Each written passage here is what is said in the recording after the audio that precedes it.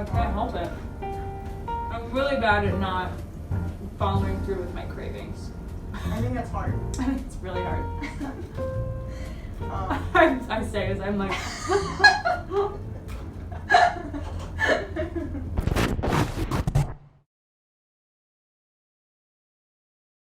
Well, that was fun. Oh, no fun. Hopefully they aren't recording. It's like my worst nightmare. Oh my god. Oh my god. No, is it not? Oh my no. Is it not recording? What? What? It didn't record? Crap. It didn't record? No. What? It recorded on this though.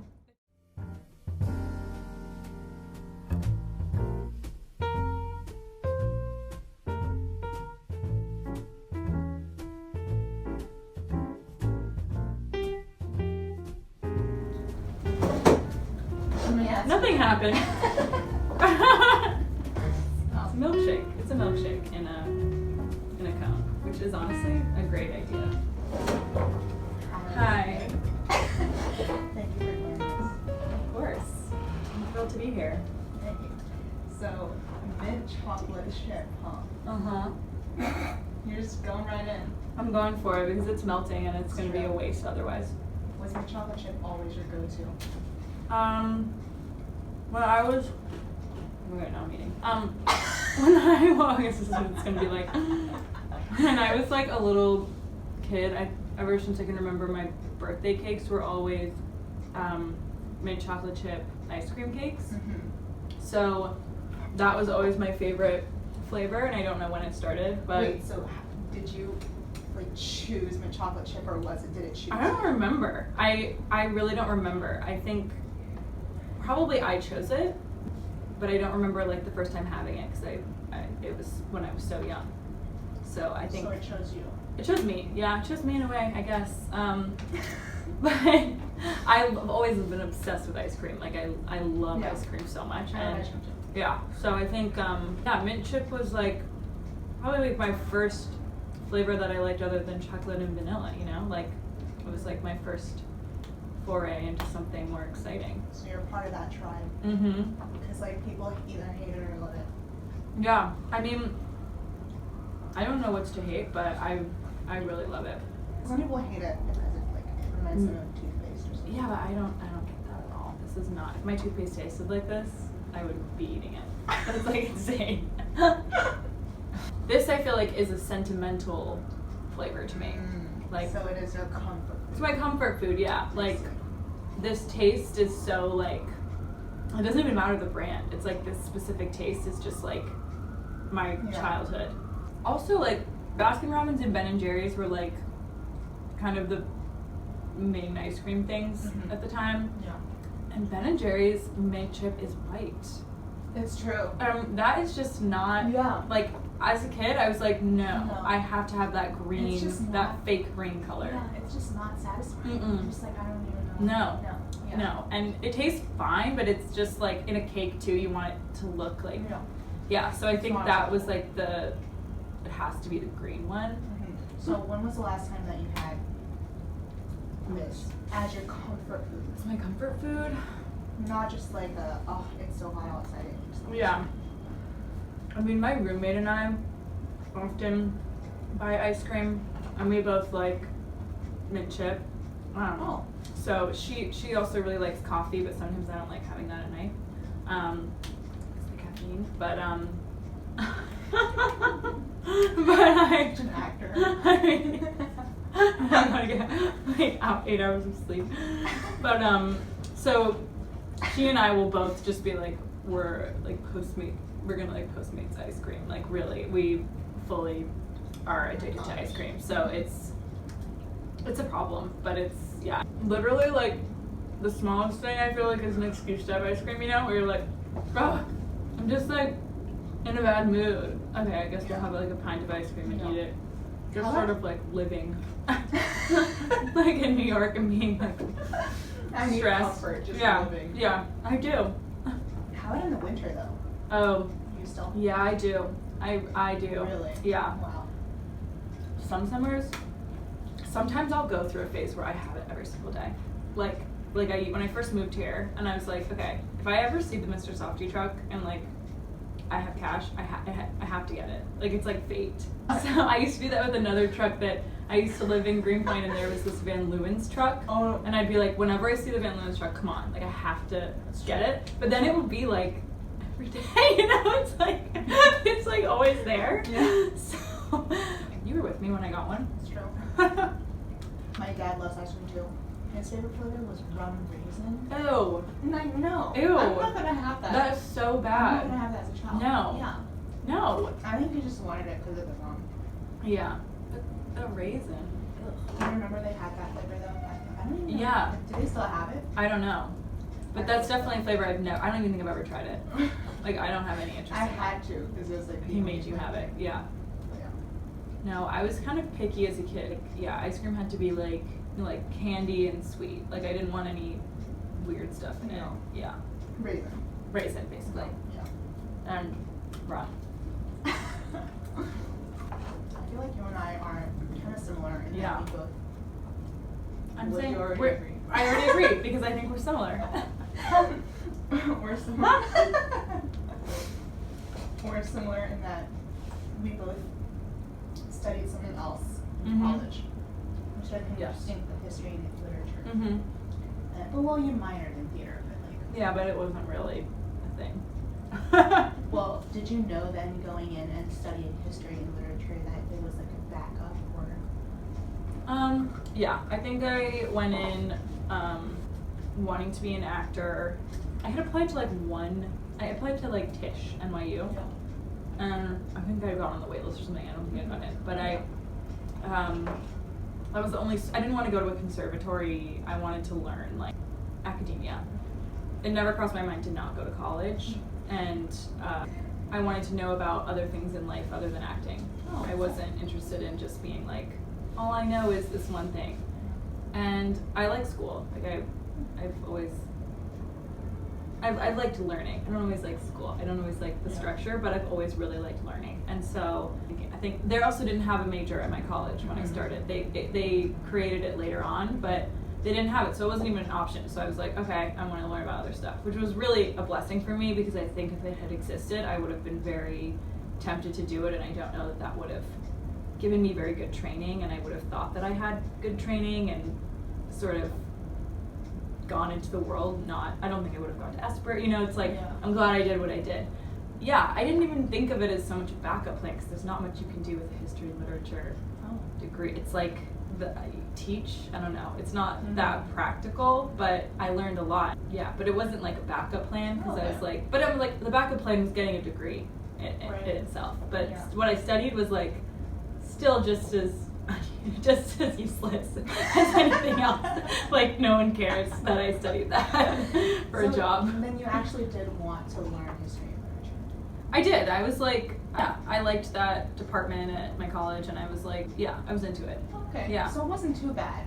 It wasn't too bad. It was just like, I like learning, and then there's like all the other stuff that goes along with being in college, which is like the stress and like all the homework you have and all this like pressure, and that I don't like. And I like writing, but I don't love writing in the structure that they make you write in when it's like an essay. And it took me a while to like figure out how to like be myself in an academic setting. Like, I was always trying to like fit into something. And I think until my senior year I was just like, fuck this, I don't care. So then I started to just be that way, and it actually paid off well because it was like my writing was more interesting and what I was saying was more interesting, that rather than trying to be like, what's the right, and like, I don't know, it was, but yeah, I didn't like that energy of that world, but I like to learn things, and I don't want to be like uninformed about the world.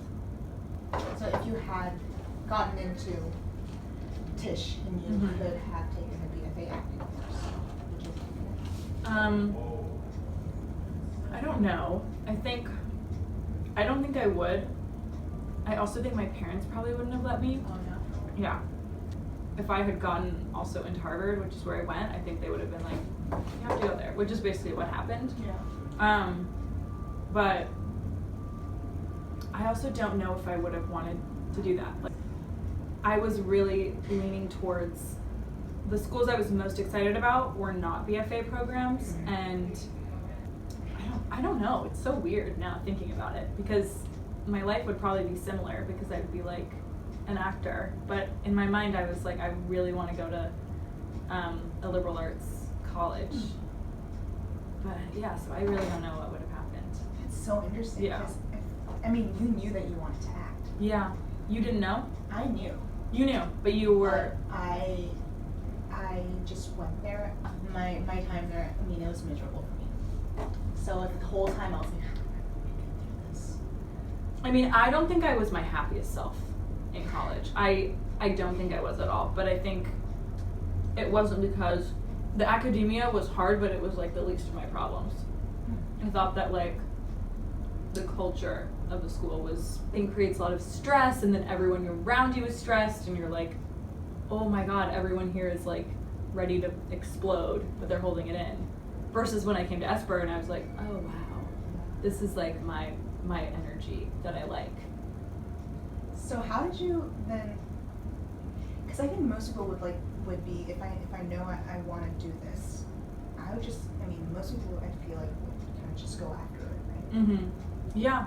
Well, I did a lot of plays in college, and I did take classes. Like I would often take like extra class a semester that was an acting class or something, and that was so fun. And I was like, I loved that so much. But it was also very intense. Like the theater program there was like, it took up a lot of my time, and so I was often like torn between, I'm in a play and I want to devote all my energy to that, but I also have this paper due, and my grade relies on it, and the school doesn't care that I'm doing this play, they care that I'm doing this class. So my attention was always like, I was always pulled in many directions. But I was like very actively doing theater whenever I could.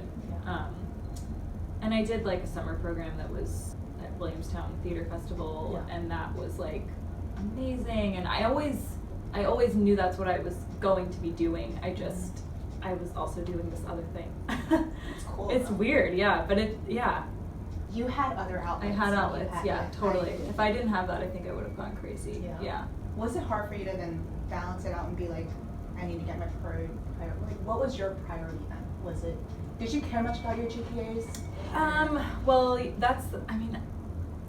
I didn't, like, long term, but then also I have this thing where I always want to do well. That's true. And I'm like, I don't want to get a bad grade. Yeah. In, like, science, I was like, okay, fuck this. But it's also really hard when everyone around you cares, because then you're like, okay, I guess I don't want to say that I did bad. Like, I don't want to say that I'm not smart. Yeah. My senior year was probably my best year, and it was when I decided, like, I don't give a fuck. But I also had all this work I was doing. I was, like, writing a thesis and doing all this stuff. So I was like, but I was trying to approach it in a way of, like, this is an experiment. Like, can I even do this? And I'll be happy if I get it done. And releasing myself from the expectation that I have to be, like, a genius. Like, I can just be, like, smart person. I don't have to be the smartest person in the room, because I'm never going to be that. I mean, I'm still going to graduate at Harvard. Yeah, and I was like, I'm fine. I'm going to move to I knew I was moving to New York. I knew I was going to do the summer program at Esper, and I was like, okay, whatever. I can just, and I got my best grades that year. I think it's because I was just like, I don't give a fuck. Yeah. And which is like the motto of my whole life is like, I need to just say that more. Like, fuck it, and just do whatever I want, not what I think people want. I feel like from what I've seen of you, you are kind of like that, I think. But I think that came from, first of all, Esper. Like, that was a huge thing that Suzanne would say to us all the time. And also, like, for a really long time, I've been, like, super perfectionist, like, very in my head. And it took, like, studying acting at Esper and then therapy and stuff like that to, like, help me not be that way. Because it's totally, my tendency is to get really, like, heady about stuff. I mean, I'm laughing because I'm reminded of the story. What? You went to an audition, and then they told you to sing a song. Oh, yeah. You sung Happy Birthday. Yeah.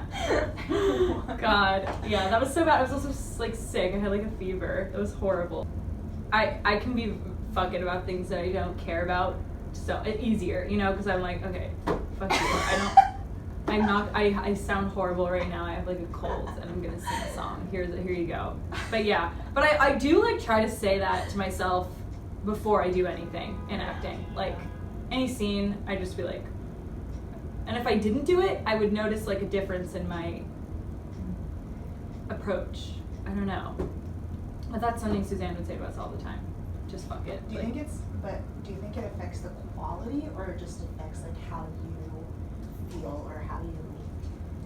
I think it's both. I think it's the quality. Like, I remember doing this scene with Sarah Melissa, and we had been like struggling with it for so long, and both of us. And she'd been very sick, and she came into class to do it, and it was final placement. I don't know if you guys had that in your, but anyways, it's very heavy, and we were both just like, okay, fuck this, whatever, like whatever, and we did the scene, and there were mistakes made, like things happened, but it was so alive and so like, it was like, okay, you guys did it, like you're done, you don't have to work on it anymore. And that was like, because we said fuck, because like I had a moment where I was like, oh my god, my prop's not there, like what am I gonna, and I even said it out loud. I was like, Suzanne, my prop's not there. She was like, it's okay, just go. And I was like, okay. But it was like, if I had the like mentality of like, oh my god, I messed up, then it would be like, okay, now I'm in my head where I was just like, okay, fuck it, I don't know. This is all like a shit show. But sometimes when it feels like it's a shit show, it's so much better. Because you're so free. Because you're so free, and it's like spontaneous things do have, and you can roll with things going wrong because you're not like trying to make it perfect. You're just trying to like do it. Yeah. And I really wish that we could all just do that, you know, just with everything. Just. I'm trying to more and more. Yeah. Well, I mean, it shows. So. Thanks. I feel like in movement though, we're always doing that. Yeah. You know? Yeah. I mean, like that's where I feel like it sometimes it's easiest, where I'm just like, fuck it, I don't care what anyone thinks. Yeah. And it's more fun, and it's just, why not? Mm-hmm. How did you know that you were always into acting, or like you knew that was what you wanted to do? Well, my mom was an actor when I was growing up. I found that out during the research. Yeah, you researched me. Okay, yeah. So she's an actor. She's a therapist now, but she was an actor for like basically all my childhood and high school. And so I always knew that was like an option. I feel like a lot of people are like, I didn't even know you could, that's something that you could do. But I totally grew up with a working actor as a mom, like her going to auditions. Like I remember like being a little kid sitting on the floor of a voiceover audition, and she's like, shh, and she's like doing her voiceover of like, you know, toothpaste or whatever. And I'm like, I remember waiting in audition rooms and stuff, and I'm like, looking back now, I'm like, my poor mom, like having to like drag a fucking kid to this shit, and like I'm probably being like annoying, and she has to go in and do something. Herself, So, sorry mom, but yeah. And I also remember running lines with her when I was little, but old enough to read, being like a lawyer, and I'm like, like this little tiny kid saying these things to her, which was really fun. Or like, you know, a romantic thing, but but I was very small, yeah. And so and my dad also wrote for TV when I was little, so I was very like used to going on to sets and stuff. Really? Yeah, so I was like in that world at a young age, and I definitely wanted to be an actor then, and they were like, no, you can't. Like, really? Yeah, they were like, no way. Yeah, I totally wanted to be like Hannah Montana. Like, duh. Parents trapped. Yeah, exactly. So, but they were like, no, you can't. So that was also their thing, like you have to go to college and you have to do everything, which I agree with. I think they were right. I wonder sometimes if I hadn't grown up in that world, would I have still found acting? And I don't know, because it's like, it was almost easy for me to choose to do that, because it's what my parents did. And so I don't know, but I also like, there are so many kids whose parents do that who don't want to do it. Exactly. And my parents definitely weren't like pushing me at all, and if anything, were like discouraging me. Really? Yeah. So I think there was something else that was pulling me towards it. It was just like a natural, I don't know if you felt that way, but it's like I just always had this thing, and it's like, why did I want to do that? I also loved playing pretend and all that as a kid. Like, I'm an only child, and I remember like I'd watch a movie and then I'd be like, gotta go, and I'd like go to my room and be like, I'm gonna recreate the whole movie and play every character, you know. Like, I was like so like, I always liked to, I don't know, like I saw movies and then I was like, okay, I'm gonna do that now, like become that character. So there was something going on at an early age by myself. In you. Yeah. That's really cool. But you didn't do that. You didn't have that. No, no one in my family was in. But how did you find it then? Well, drama was like a compulsory subject in our schools, so everyone had to take it. Yeah. And loved it. It was like my favorite subject. Yeah. But I was the shyest girl also. Like I was like the shyest girl in my grade. So even if I loved this thing, I always felt like it was for someone else. Like it was for the kids who had the big personalities and like Totally. who would like I'm not supposed to be there. You know, I'm not supposed to like this. So yeah, I just kept it to myself. But it's funny you say you were shy because I was also very shy. Oh really? And I think maybe there was something, because I felt like, I remember like distinctly having moments where I was able to express myself through like theater or acting in a way that I never could just by like being myself.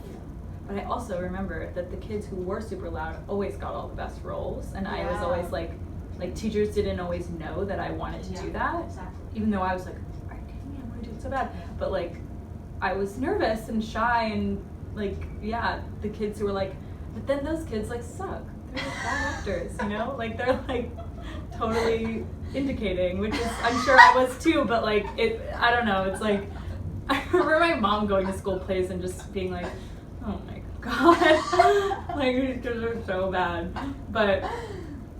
But yeah, it's interesting being shy and also like, because I didn't want attention really, but I was like, and maybe I don't know if you're similar. It's just like this thing that you're like, okay, this is my like secret outlet. For me, I was like, I love this, but I'm not gonna show it. Right. But inside, I was like, please choose it, please choose it. Yeah. Yeah. I also, for a while, I didn't say that I wanted to be an actor, I think, until kind of like late in college. Because there's also something a little embarrassing about it. Exactly. You're like, I don't want to tell people that I want to be an actor. Like, that, what are they're going to think I like want attention, or that I don't know. Yeah. There's something weird about like not admitting it, even though it's so strong in you. You're like, I don't know what I'm going to do. I'm still figuring it out. I said that all the time. It's like, I knew exactly what I wanted to do. Yeah, me too. But it was, again, like, there were like always the kids the girls, I went to an all-girls school, so there were always the girls who got like the leads, and it was always the same people, and I would sometimes get like kind of a good part, but often I was like not getting the best part. I mean, I always got like the aunt or like the mom. Yeah. Totally. And I was like, I just want to be the daughter for once. Yeah. I know. I was. Yeah. And in my school, I would often play men, so I was like, ugh, fine, I guess I'm playing. But now I'm like, that was so cool. But at the time, I'm like, oh, I want to be like, we did 12th night, and I was Orsino. Oh, cool. But I was like, I want to be Viola. Like, what the hell? Yeah, exactly. Yeah. But I guess when you're young, you're like, ugh. I just want to be the star, and now I'm like, there are so many more interesting parts than that part. Yeah. Well, I actually I watched some of your short films. What? I have a question. Yeah. For Delivered to Addressed. Did you eat that paper? No, I didn't. Oh, really? What did you eat then? I like a piece of bread. Oh, so they CGI'd it? No, I just put it in my mouth, and then she cut. I put the bread in when I'm chewing the bread. So you put it in your mouth though? I put it in my mouth, yeah, but I didn't chew it. Oh. I was like the whole time. I was like, I think Elizabeth would have cut it. I don't think you could like chew that. I mean, yeah. I mean, really not hard like to swallow it. Swallowing thing, but Yeah. I'm like, she would. I would totally. Yeah, I would eat paper. I mean, I watched your other ones too. Yeah, a lot of those were in college. Yeah, and Call those Me were college. Rabbit. Oh, that one was actually out of like backstage. She just found me, and then yeah, that was like, yeah. Because that was like, It was bizarre. She contacted you. Mm-hmm. Yeah. Because I was gonna ask. I mean, I feel like a lot of your the works that you do are kind of abstract. a Yeah. little bit. And I'm like, is that something that you were drawn to, or? Well, in college, I was really into like experimental theater, and I still am really into experimental theater and film also. And that Call Me Rabbit was like just basically super random, and I was just like, okay, I'm down to do anything. Yeah, and that was like fun to have all that wearing all that I stuff. know. I've never done anything like that, and like that was just like a new. Everything feels like a new experience because Yeah. I'm so new at this. Yeah. But and I read the script and I was like, yeah, I'm into this. Like this is Yeah. weird, and I'm like curious what she's gonna do, and I trust this artist, and I think like it'll be fun. I had worked with her previously on one thing, and then she had asked me. She like wrote this for me and this girl, and so it's like, okay, I'm flattered that you Yeah. thought of me for this, Uh-huh. so I'm down. Yeah. Was it a very collaborative process, like thinking of them coming or Yeah. making your character? Like, Yeah. how is it so not?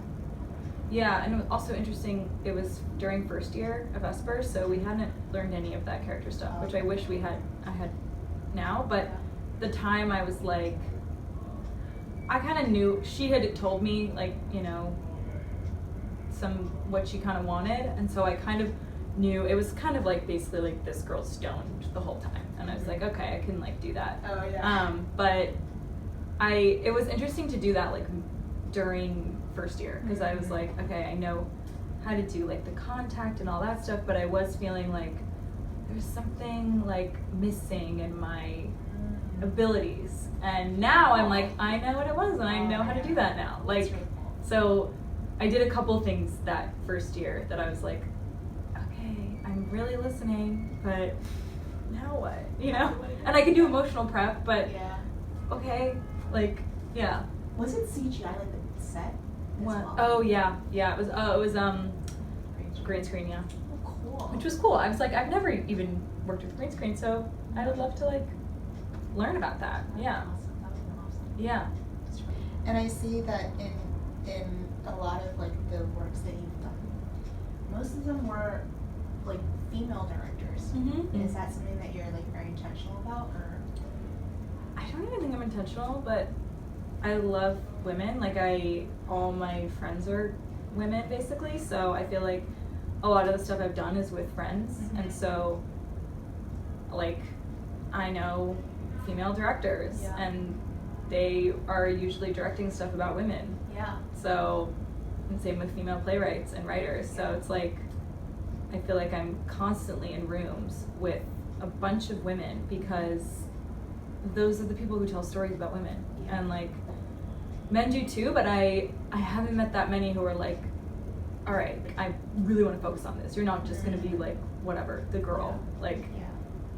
the stories that people tell are the stories of kind of about themselves, Yeah. and women are drawn to stories about women, and I don't know, I think, and also I just love working with women. I think it's like really, every experience I've had has been like good. Like the collaboration and like the level of like ego is usually a lot less, and it's just a much more collaborative environment, which I think is exciting when you're starting out. It's like good to collaborate, not just be like, do this, do that, do this. Right. I mean, the Whisper Network was Mhm. it was a story that was Yeah. definitely about like, Yeah. sexuality. I mean, female sexuality. Yeah, and my friend wrote that and directed it, and so that's why I was in it, and like that was really exciting to just be like, Right. all these cool girls that I'm like, yay, you're all my friends, and we can all like do this thing together. Yeah, and and like, the story is about. yeah, it's about us and like stuff we've gone through, and I'm seeing that more and more on Off-Broadway, and it's really exciting to me. Like Yeah. these stories I'm hearing are stories that I've lived, which is Exactly. like, yeah, I can totally relate to like some story about someone totally different than me, then absolutely and be moved by it. But it's so new to have something that's like, oh my God, I'm looking into a mirror. Yeah. And really like that's new. Yeah. I recently listened to an interview with Olivia Wilde, and she was saying how, like, you know, actresses have always been the ones that were always dependent on the male actor. So Yeah. it's like, okay, we've got our actor. Now we need to find like an actress who has to play with him, and there's a bunch of them. And Yeah. you've been selected, and they're like, we have a bunch of you, so Right. you know, you bet You're you're the replaceable. chosen one, and you know, you Yeah. gotta do your work. But yeah, nowadays, like, she's realized that no, we are needed in the industry too. Like, you know, so that, you know, stories are being told, and just the amount of like female writers and just creatives that are now. Yeah. And also even like in acting school, there's so many cool women there. I was just like, so I remember like Stan would always be like doing attendance, and she'd be like, well, the women are all here. Yeah. It's like, yeah, we are. We're always here. Yeah, like we have to exactly. be here because we've been told that thing that like Yeah. there's so many of you, and you know you could be replaceable. So then we're all like, okay, we're here with our notebooks, we're doing our homework, Yeah. and like I feel like I have to give like 150% like baseline for anything I do, because it's like no one's gonna notice you unless you're giving extra. Like if you give what people expect, whatever, you're just like everyone else. Yeah. But it's, yeah, I think that's like women are like, okay, we're like hungry for it. Yeah, we need to go above and beyond. Yeah, But that's exciting. yeah, I'm happy to do it. I like being, yeah. Well, Elizabeth, I've known you, I think, like for a year. 'Cause I didn't Yeah, know we you didn't really know first each other, year. yeah. But I think the first time in stage combat, I was like, all right, Oh my this- God. I need to like be up to her level. That was, I think about that sometimes because that was like we just met, and I think I was like slapping you in the face, you know? Like that's like, I remember like scratching you, and I was like, this is such a weird way to be like, hi, nice to meet you, okay, I made you. Like, and I felt so bad. Your vibe was so like, I don't want to do this. And I was like, okay, maybe let me step up to her level. But then you never came back to our class, so I was like, she hates me. But then, yeah, I mean, it was so much fun getting to know you. And, like, I mean, every time I see you work, it's, as you said, you're just, I just always felt like you were really free. And you were just, really, let's do this. But then it would always be really good work as well. So, You too. I really loved watching you work. thank you. And I hope we get to work together. I know. Thank you for the ice cream. It was so good. I had my ice cream for the day. Yeah. My daily ice cream. I don't know, it's so hot today. Maybe I'll have another one. Yeah. Anyway, thank you so much. Thanks for having me.